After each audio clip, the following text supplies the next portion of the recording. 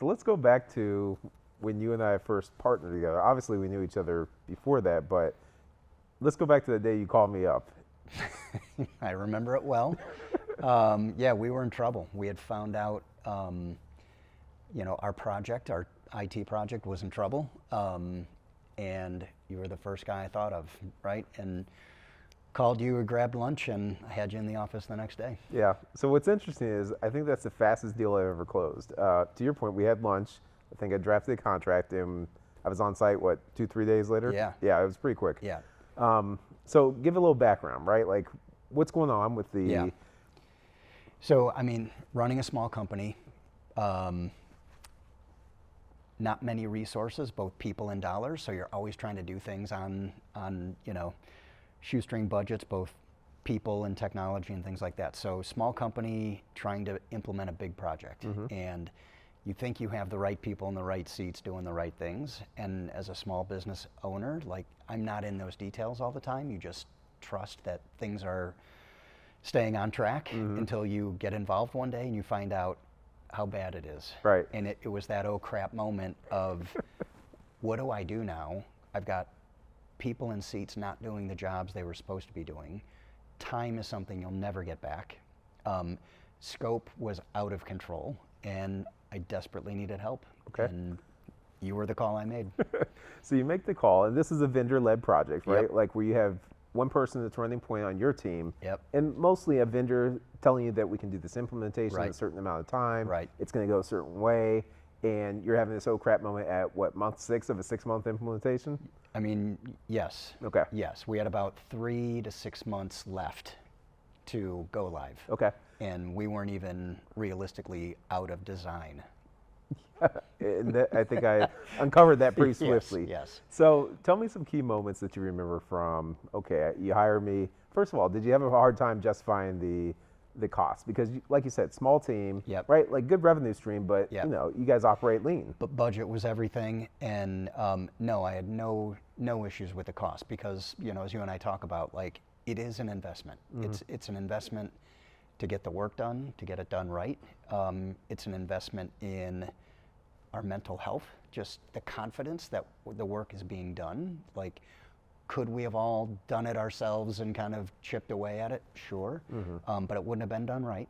It wouldn't have been done on time, and it wouldn't have been done, with the right person on the team. Just that camaraderie and your leadership coming in. It's that investment that makes it well worth it. So, Makes sense. Yeah.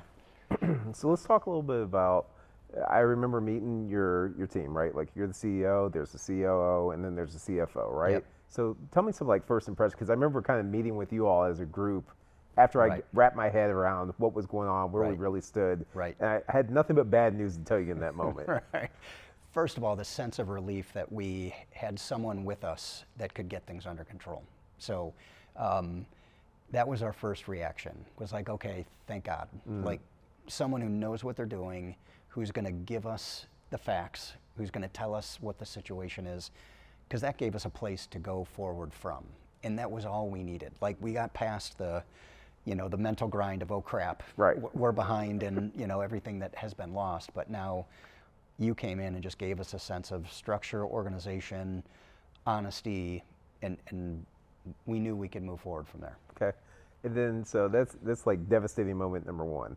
I remember about a month into it, I kind of had what I call devastating moment number 2, where I remember pulling you aside, and it wasn't in my best interest as a consultant, because I'm basically saying you need to fire me because I didn't believe the vendor could do what they were Right. promising. And I was flat out Right. telling you that, you Right. need to scratch this project, Right. cut your losses. This vendor can't produce what they promised you Right. and sold you. So Right. what's going through your mind in this moment? Because it's the only time in my career I've ever done this. And I knew it wasn't in my personal best interest, but it's the right thing for you as the client. Yeah.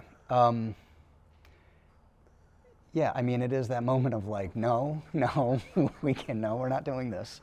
But I think, too, it shined a light on the other side of the equation of this project, which was the vendor and our relationship with them and what they could and couldn't do, which was, just another discovery that you were able to shine a light on for us.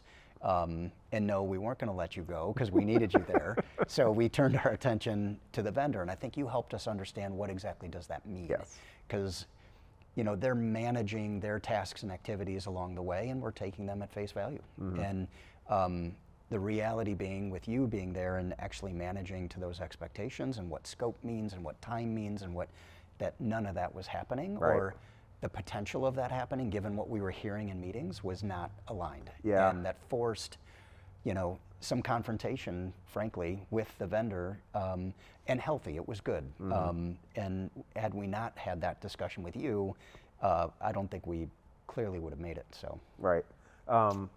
So yeah, very unique situation, right? And in this situation, if I remember correctly, this vendor was one of 2 vendors that could do this product or this service in the entire insurance industry, That's right? At the time. That's right. So essentially, you're running a startup company that's hired a startup company to do a service because it's unique in the industry. It's going to drive your company forward by leaps and bounds. But that vendor is also growing. In real time. Like I remember they like tripled, I think, during the time that we were working with them. Yep. And so they're going through operational challenges. They're struggling to service you as an existing client. Yep. I'm being that interface and go-between. So, Yep. that was a very, very unique moving target. And essentially, it's kind of like a guinea pig situation where your company is being their first guinea pig. You're in a partnership with them because you want the product. Right. You want to be that partner with them, but at the same time, you need to hold them accountable to, hey, we're spending dollars with you. Absolutely. We need to implement, et cetera. I mean, you're bringing back all my war scars. I mean, because it was a custom development, and I don't think we understood the magnitude of what that meant. Like, in concept, it was technology off the shelf, out of the box, couple configurations, and it's yours, and it wasn't exactly that. And to your point, learning they really didn't know. Certainly they didn't know our business, and even our business, to be fair to them, is unique within the industry. So it's not like they could have even gotten a ton of experience with companies like us. So I think that complexity was probably misunderstood on our side, but also on their side. And again, you helped us realize that and hold them accountable ultimately. Yeah. So. It's funny you bring that up because I've had tons of conversations since with clients where we're talking about discovery phase, right? Yeah. And the idea is that the discovery phase is the work of work. There's always an out-of-the-box solution, and yes, the out-of-the-box solution during the sales phase probably does cover 90+% of the client's needs, right? Right. The problem is that 10% nuance can be a boatload of work. Absolutely. And getting down to the details of the acceptance criteria, the requirements, what it needs to functionally do, the technology, how's that going to integrate, and then the operational piece and bringing that all together into a formal change management. That's the piece that I don't think people anticipate. Well, and as a small company, we don't have those people. We don't have that skill set. Like, we know what we want as the business side of the equation. We're probably not very good at articulating what exactly that is. And to your point, like, there are so many skill sets in the overall world of delivering a project that you bring as one person, like business requirements, change management, project management, business IT relationships, because that's not always smooth. Don't forget the stakeholder piece. I think that was my favorite thing about that one is, like I said, you had the operational, you had yourself as the CEO, and the financial piece, and all of them had stake in this project. So, making sure that they were, you guys were kind of like my round table that I met with weekly, and constantly doing that update of here's where we're at, here's the changes, here's how this impacts you, CFO, this is how it impacts you, Chad, the CEO, this is how it impacts you, COO, and I think they really appreciated that. For sure. In fact, I'm envisioning your status report that you used to give us on that weekly increment, the red, yellow, green. We used that format in other projects and other efforts after that. I don't know if I ever shared that with you. No, you haven't, but I'm glad. It was such a crisp and clear way to communicate in a very messy situation, like for us to understand. So that was, gold. Yeah, and it's a one-pager for that C-suite executive, right? Like, to your point, you have a crazy busy week, you have 100 things. I own this one thing for you. It's a big deal, but you need to have that concise view to know exactly where you stand. Yep, you got it.